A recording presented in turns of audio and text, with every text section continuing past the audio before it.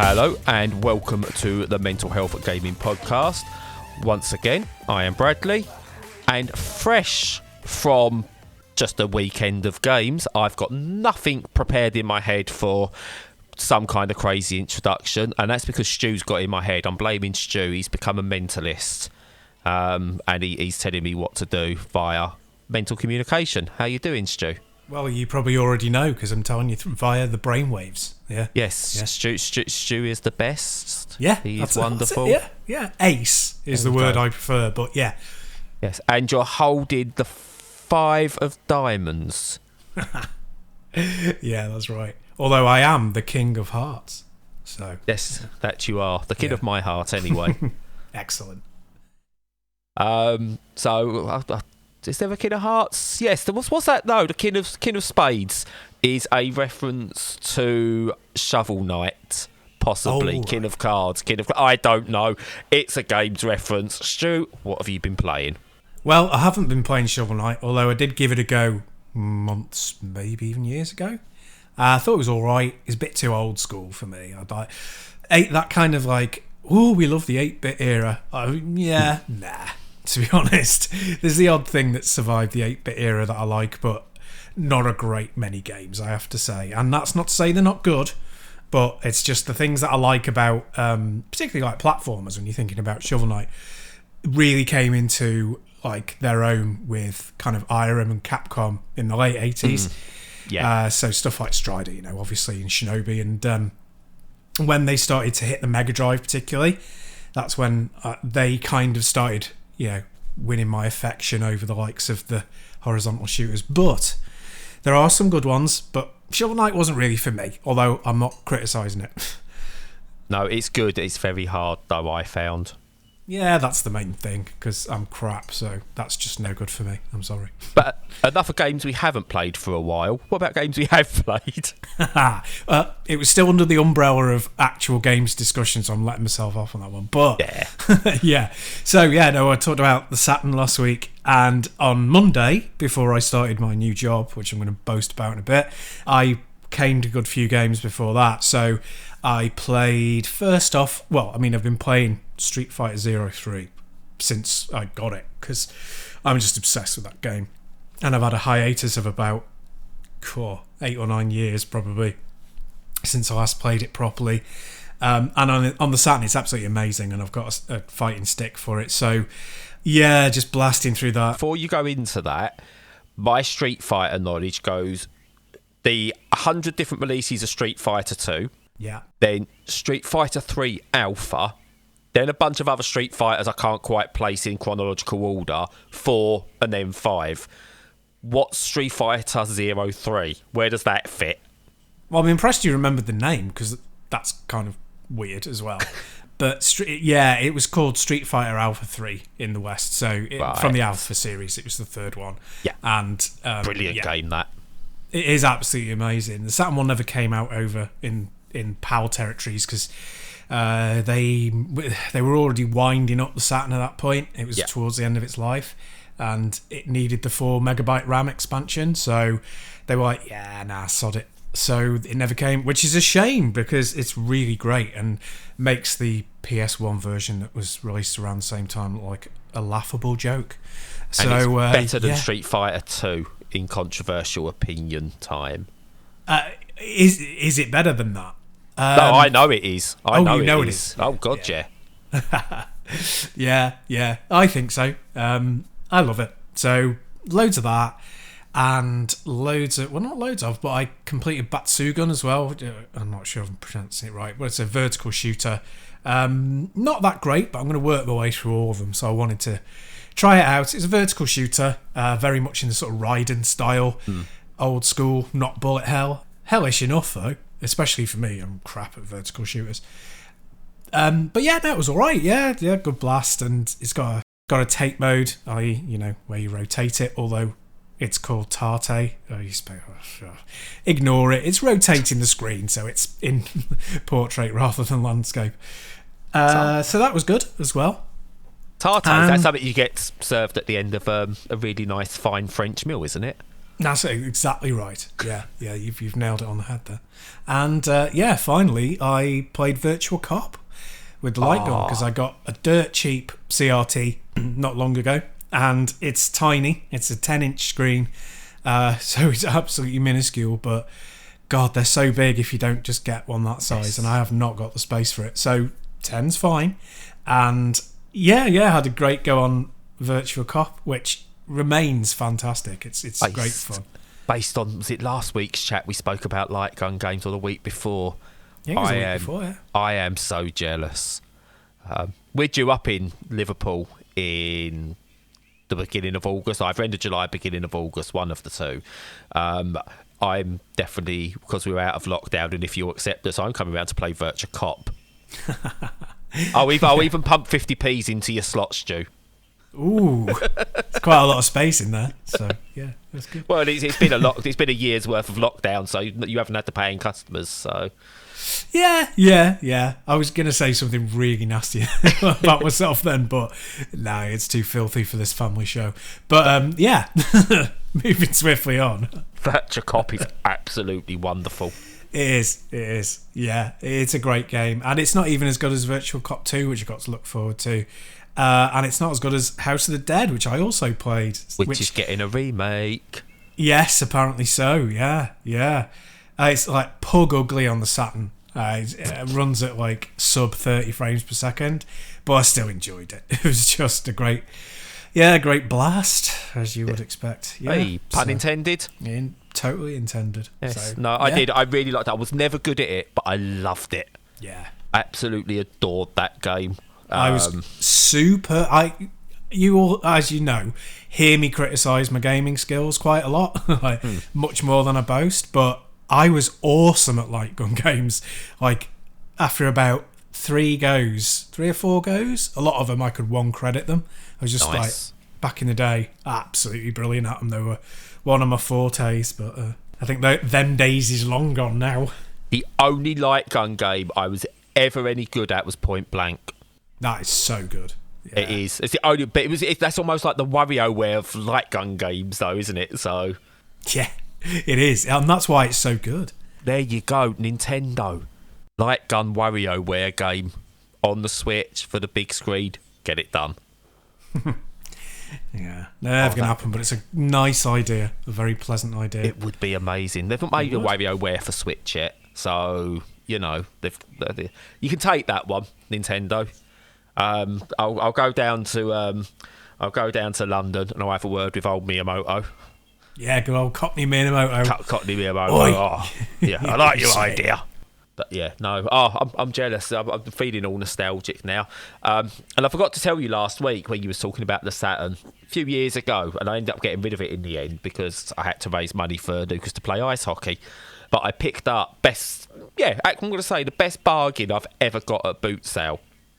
We was nearing, I think, about halfway through our trek round the boot sale, and I spotted a Saturn on the floor, and was like, "Oh, see how much it wants." It old couple, you know, something good's gonna happen when it's like an old couple that are selling video games, stuff. So I went in there, I saw it, I spied it, and I went, "How much for the Saturn?" I was like, "Does it work?" And it's like, it looked nice, and it had the controllers there. And they said, "Oh, I don't know. We're selling it." Like my grandson or whatever it was, my son, he moved out. It was his. We're selling it, and I think I paid about a tenner for it. I was like, "Yeah, I'll have that. I'll have that for a tenner."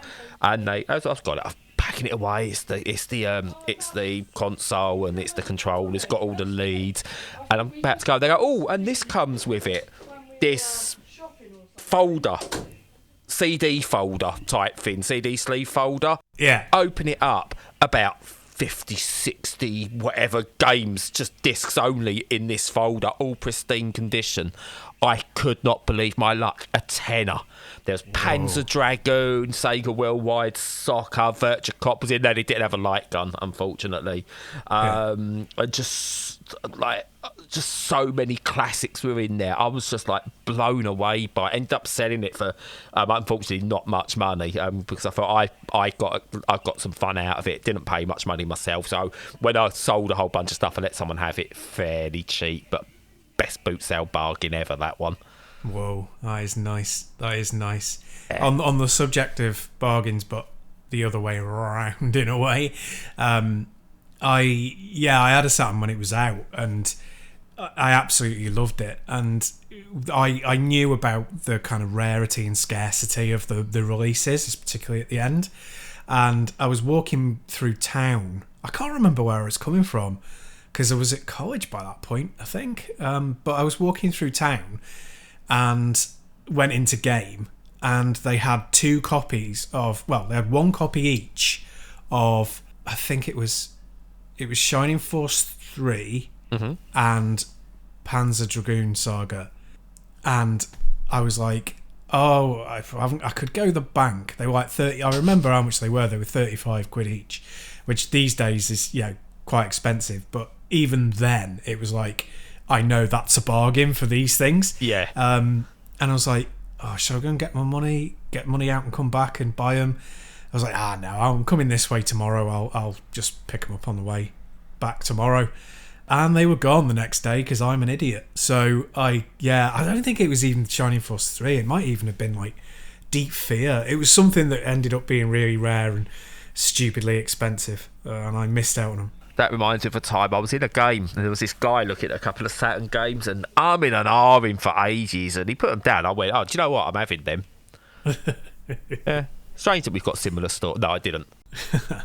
Yeah, no, it was a bummer, but I managed to get Radiant Silvergun and Vampire Saviour for Christmas at about 50 quid each.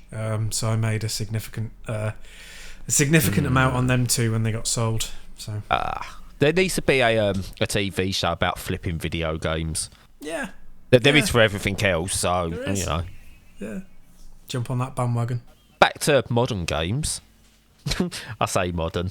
I've dipped my toe into a game called Vaporum, which is almost like an old school dungeon crawler style adventure thing where you press forward, you move forward like one square in a 3D world, but you then use the right stick to turn. You don't sort of like, it's not free form movement. Yeah. It's that kind of thing, and I've dipped my toe in. It seems like it's like this horror setting, like almost like this abandoned spaceship, almost like the Nostromo. Yeah. Nostromo, I had to think about myself for a second. Almost like that kind of setting. I've only played a few minutes of it because my eyes started giving way a little bit, but looks intriguing so far, and I can't wait to go back. So I'll talk about that more another time. Okay, so just before you move on, yeah, if you can remember the name of the ship in Alien Isolation, you'll win massive bonus points. I can't remember. Yeah, fair play. It's the Sevastopol. Fair enough. I have to sometimes, I've still got this feeling in Nostromo, I keep sometimes going, is that the one in Dead Space? It's not the one in Dead Space. It can't be the one in Dead Space because that's something different. But it keeps making me go, oh. I can't remember what it is. But it did help me with a question on a quiz show once. Oh, yeah? Because it was whatever the question was, which of these terms means like home or world or just something like that. And I recognised it and I went, that's the ship in Dead Space. And it was a giant ship. I know it's a giant ship. And that name sounds familiar to that. So maybe that's it. And it was the right answer. I'm going back a little while, but it's one of those where video games gave me the knowledge to answer a different question, because video games are the best educational tool. They are. That happens with me all the time. Although I can't remember the name of the ship in Dead Space, which is a crime because I've completed it like, God knows how many times because I adore that game. Does that mean we might get Future Stew about now? Hello, Future Stew here. Totally different guy from the Stew you're listening to at the moment. He's a complete tool. But, just to confirm, the name of the ship in Dead Space is the Ishimura. Ishimura. Thank you. Oh, well, listen to that voice. Isn't Future Stew lovely? Hey? I know. I was expecting him a couple of weeks ago, actually, where we made loads of mistakes. I was going, Future Stew's going to be busy. I know. I couldn't be bothered. I am very lazy as an editor as well. I don't mind though. It means it's all more what people hear is pretty much what we do. So there you go. Yeah, although we cut out the racism and homophobia, obviously. Misogyny. And, yeah. Which I've got to talk about one day about Jim Jeffries. But yeah, no. Anyway, I also played a bit of Mortal Kombat 11 on the Switch. Really good port, have to say. It's it's actually the fighter I really like because you don't need to be good at fighters to enjoy Mortal Kombat. Which it's good. Is that the one with RoboCop in it? It may well be. I had some credit on the Switch and it's in the sale really cheap. It's like 11 quid in the sale or something like that. And I had built up in like about 15 quid in gold coins over the last year or so. I've been really good because we're only getting codes in, so. And we've been gone since Edith got her Switch. We've gone physical as well on most stuff. So at Christmas there was a whole bunch of games we got like for hers, which we got the credit from those as well, the bonus credit. So that all adds up. It all adds up, which is good.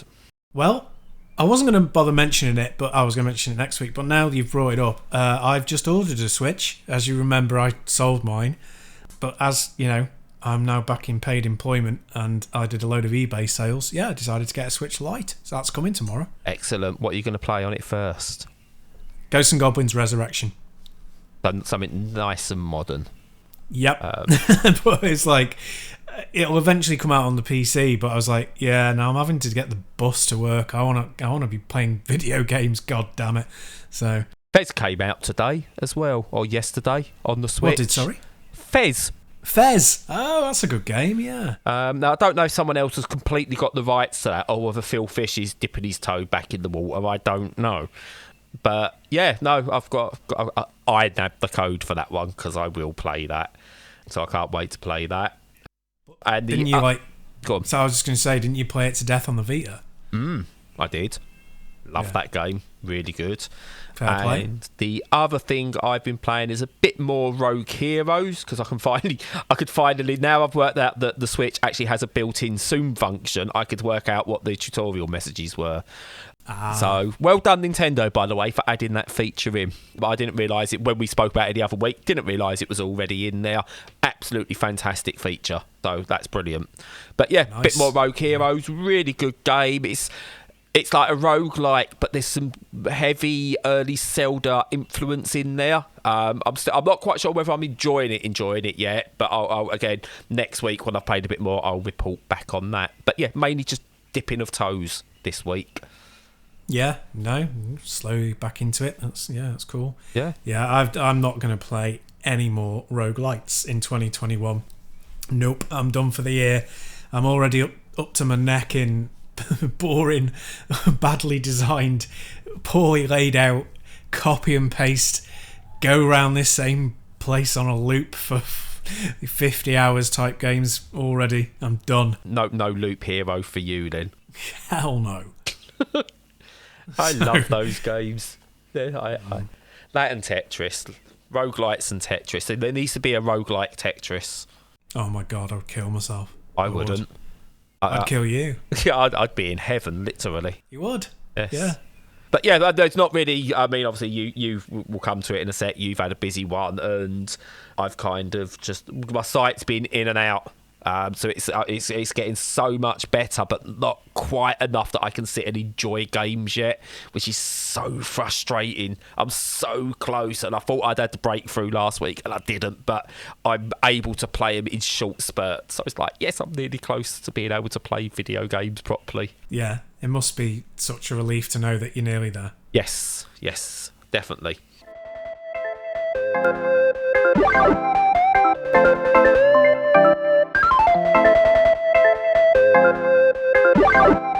So, moving on. Right, just to clarify, it's a short episode this week because Stu's gone and got himself a job. And apparently being paid money to live is more important than an hour or so a week with me. Yeah. So... Yeah, well, I'm just fundamentally selfish like that, you know. it's just the way I am. But, yeah, so... Oh, man, it's been a crazy week. So, we've had all sorts of trouble with family illness, nothing touch wood and thank goodness that's turned out into anything, life changing. But it was touch and go for a bit. But that's all okay now. And the car's packed up and it needs a specialist looking at it, and that's not going to be till after the weekend. And I started a new job. I got hired on the Friday afternoon. I found out at about 3:00, and I started on Tuesday. They wanted me on Monday for handover, which is absolutely bananas. But it's been good. But it's entirely office based, which is really weird. It's so strange going into an office. Like before I was made redundant from my last job and COVID hit, we were working from home the entire time. There was absolutely no question about going into work. Yeah. My new job, they've had almost no time out of the office. They've been there the whole time. And it's partly because of the type of work that we do. But yeah, going in, and you have to, obviously you put your mask on, you wear your mask all around the office except when you're at your desk. The desks are 2 meters apart.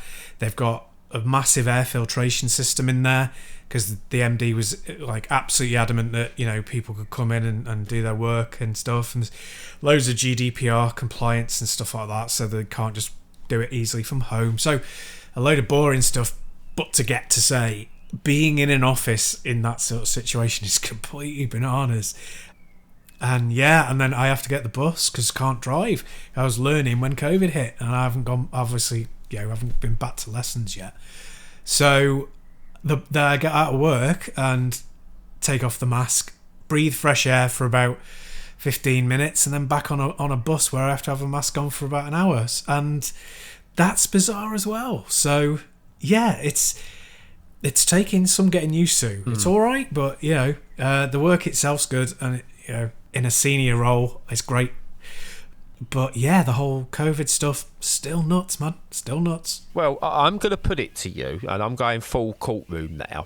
I'm going to put it to you that you're lying, Stu. Okay? Yeah. And it's the timeline does this for me. They needed you in quite quickly. I get that. Yeah. But I don't think it's office-based. Because it's a senior role, you say. Now, a senior member of the royal family passed away last week. Lizzie needs a new toy boy. Just saying.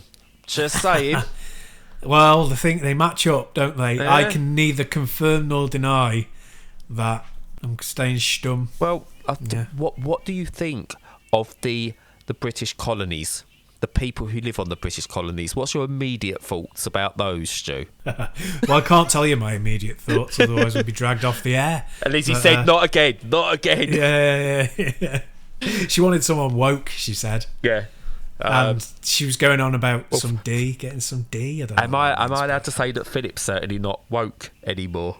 Or is that in poor taste? Can't libel the dead. Well, he'd say it's the sort of thing he'd come out with, so I'm honouring him. Yeah. I mean, I quite expect now to read about in the papers you having crashed into a bridge in France in about a week's time, Jokes on them. I can't drive or go to France. Yeah. It would be like Peckham or something. Yeah. Also, I'm not banging Dodi Al-Fayed either, because that's necrophilia as well. So yeah, this turn is taking a dark turn. Yeah, well, again, I'm not going to say anything because may offend a good many listeners. You could do without her in your ear tonight, I know. Yeah. She's very demanding. She'll have knackered me out by that point. So. But it's we started back official football games for the kids, the under-14s, last weekend, and we had to do a minute silence. And I was like, oh, I don't want to. But if I try and stand up for myself, it's just going to cause arguments. So I kind of said, I've got a bunch of kids in my team who, if Philip got his own way, probably wouldn't be playing football in this country, kind of thing. Oh God, yeah. So I was like, I don't want to force these kids to have to respect the racist. So I kind of said to him, I said, look, it's up to you if you want to do it. I said, if you want to do something else, like take a knee for a cause or anything like that, or even dedicate your minute silence to DMX, whatever. Yeah. Do that instead. They're all a bunch of respectful kids anyway, and they did just stand there silently. And yeah. But fair play.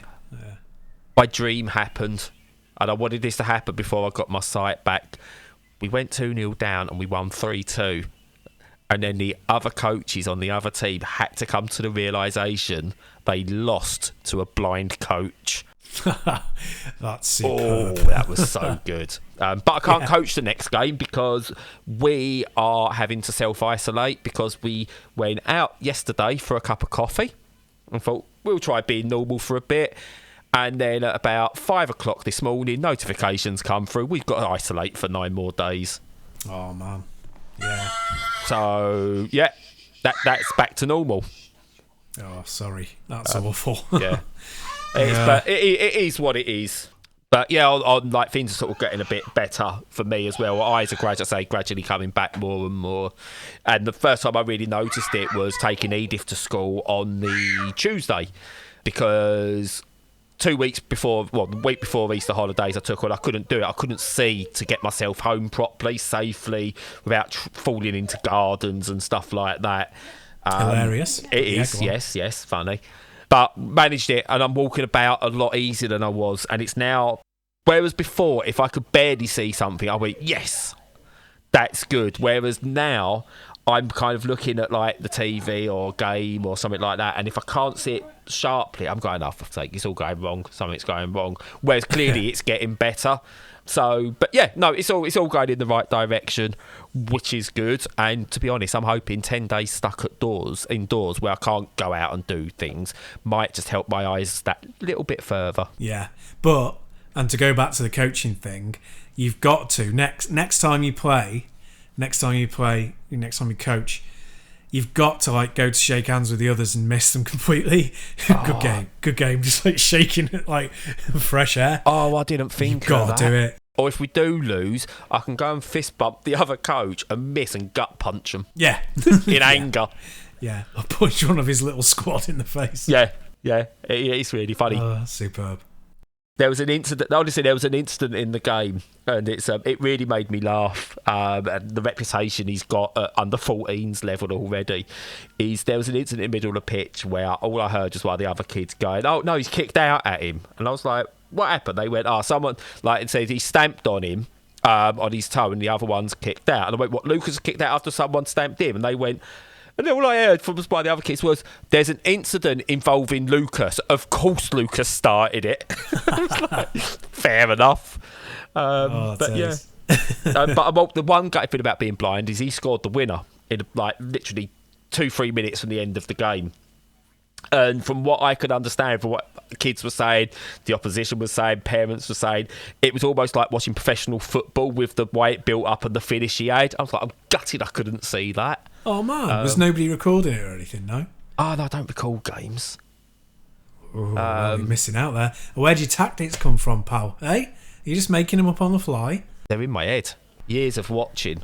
You're too sophisticated for me. I don't need iPads and notebooks and stuff. I just go get out there and do it the way I say. Nice. Honestly, I'd be a better manager than like Mikel Arteta at Arsenal. Just pointing out. Yeah. It's not a bad commute for you either, really, is it? It's tough enough because getting from Chelmsford, that's the problem. Getting from Chelmsford to London is really expensive. Right. So I don't know if I could afford the travel to go and take the Arsenal job. In all fairness. Yeah, it eat up all your wages. Yeah. And the only other thing, I'm not allowed to talk about the other thing that came to me this week. I'll get punched. Oh, okay. Right. Sat there the other day, and again, this is probably where I am ADHD. This will be the last thing I talk about today, so we can get going. But sat there the other day, and I just went, I reckon I am the fourth most famous Brad in the world. Lowe's sat in the car next to me. She looked at me, and she's gone, what? I went, I'm probably the fourth most famous Brad in the world. She's gone, what are you going on about? I went, right. So, there's Bradley Cooper, there's Bradley Wiggins, and there's Bradley from S Club 7, and then there's me. I went, name another Brad. She sat there. Then she sat there for 30 seconds and went, dunno, pulled up a list on the internet and went, oh yeah, Brad Pitt. Finally got to Bradley Pitt, did you? Yeah. She went, Brad Marchand, he's an ice hockey player, plays for the Bruins, you know his. I went, oh yeah. Went through. I still reckon Because half the names she was saying, they're okay in their field, but I've never heard of them. She'd never heard of them, in all fairness. Whereas your name is on everyone's lips, isn't it? Well, I am also a former ice hockey player. Not me personally, but there's a former NHL hockey player called Brad Marsh. But because I argued with her, I actually have a degree of fame. Now, I'm not saying that I'm famous, but because there are people who are aware of me, it's the same with you, Stu, people who are aware of us outside of our immediate personal circles, people who listen to us who we don't know personally, gives us a degree of fame. Right. Which I think is true. And I can also add to that, not that I'm more famous than you, I'm going, yeah, I'm more famous, but when I used to do the Pucks Across the Pond podcast, I had someone come up to me outside an ice hockey game and just go, excuse me, are you Bradley who does the Pucks Across the Pond podcast because your voice sounds familiar? I went, yes, that is me. And he went, I love listening to your show. No idea who this person was. Oh, wow. Well, that's cool. Fame. But yeah, I'm not the fourth most famous Bradley, though. I'm fair way. I'm a little bit down the list, but I reckon I could scrape top 10 if I really tried. Well, I'm still impressed. I think that's pretty good. Yeah. Work on it, because obviously, that's not good enough. But, yeah, good start. So my challenge to you, Stu. Yes. And even to our listeners, where do you place yourselves in the most famous people with your first name? That's a good challenge. That can, if you want to do that one, podcast at mentalhealthgaming.com. Send in your list where you think you come. Podcast at mentalhealthgaming.com. Don't just look. You've got to think about which of your names do you go through. Bang, bang, bang, bang before you run out of people with your first name. I feel sorry for anyone called John or Steve or something like that. You've got a tough time, but I'd be interested. Yeah. Ours are like Alexa. I've just turned on everyone's Alexa devices. In that everyone knows the names, but not that many people have them, really. Not comparatively. So they're the best kind of names, Brad. Definitely. Mine and your type of names. Yes, well, Edith I look at, because there's not many Edith. So there's Edith. It's a lovely name. At the moment, but it's going to go the way of Adolf in a few years. Just telling you that now. Well, so if covered anyone's this. thinking of naming their kid Edith, I'd be aware of that. Yeah. But there's Edith Bowman, the DJ. Edith Piaf. There's Edith from Portsmouth, who was the nursey woman. I can't remember what her surname was. Peterborough, that was it. What was she called? Edith Cavell. And then who's that? She was a famous nurse type person in Peterborough. Oh, okay. But yeah, she was quite famous. But then I kind of got, I can't really think of many more with Edith, so that's a good one. And then, but my Edith will become the most famous when she becomes a serial killer. Well, that's it. Yeah. What do you think is going to be let's not go into preferred methods of murder. We'll find out, won't we? It'll be on the news. So. Yeah. Well, I've got a really weird celebrity crush, and I don't know if she counts as celebrity, but where Lorraine loves watching the murder porn, they often have these experts on. Oh, please don't tell me. I don't love Rose West. Behave. But they have these experts on. One of them, she appears on most of them. She's called Dr. Elizabeth Yardley. And I've got this really weird celebrity crush on her. And that's my new dream now, is that I will get to meet her, because Edith will commit all the murders. And she'll have to do a forensic or, a psychological assessment on her on one of these TV programmes. And then I can be one of the talking heads that go, but she was just lovely. She was a lovely child. She didn't get angry or anything. We just don't know where the murdering could have come from. And I'll get to meet my celebrity crush. Yeah, you'd be like, I was devastated as a parent. And, what are you doing after this? Well, it depends. If she offs low, then, yeah, it's open. But if she doesn't off low, I'm not going to cheat. Come on. I've got some dignity. I'm just looking at her now. Oh, she's nice. Yeah. Yeah. But she's there. But she appears. She pops up on all of the murder porn programs. Yeah. So, but yeah, but that's a weird one to end on. It is, but good enough. Yeah, we kind of threw this episode together a little bit because everyone's been busy. As you've been able to tell by my edgy voice of still full of adrenaline from everything that's been going on. So, yeah. Hopefully a bit calmer for you over the next couple of weeks. I hope so. If not, I'll just take a bunch of drugs and then do the podcast, which, to be fair, is what I normally do. So, yeah. Well, with you being really busy, I suppose, for the next couple of weeks at least, while you settle down, it's down to me to play the games. So we could have a gaming podcast with not much gameplay going on. Yeah. No. Now I'm getting the Switch. I can put in at least an hour a day. Commute. Yeah. Lunch and stuff like that. Yeah, on the bus, lunch, when I'm supposed to be working, all that. Not talking to your new colleagues, going, whoa. Tom Nook needs seeing too, thank you very much. Yep. Oh, that sounds disgusting. Anyway. That's probably the lightest thing we spoke about today, so there you go. Yeah, probably. So I'm going to be quiet now, otherwise this will drag on, and I'm going to let you outro us, Stu, so off you go. Yeah, take care of yourselves. Listen to all of our content. Like and subscribe wherever possible. Give us some money on Patreon if you want to help out with our costs. Not obviously to put money in our pocket, because that would never happen, but paying off the bailiffs of the internet world, that would be great. Coffee if you want to do a one-off. And other than that, take care, stay safe and stay sane. Unlike me. And don't have nightmares. Yeah, do sleep well. That's Crime Watch. But that fits in because of Edith. Bye.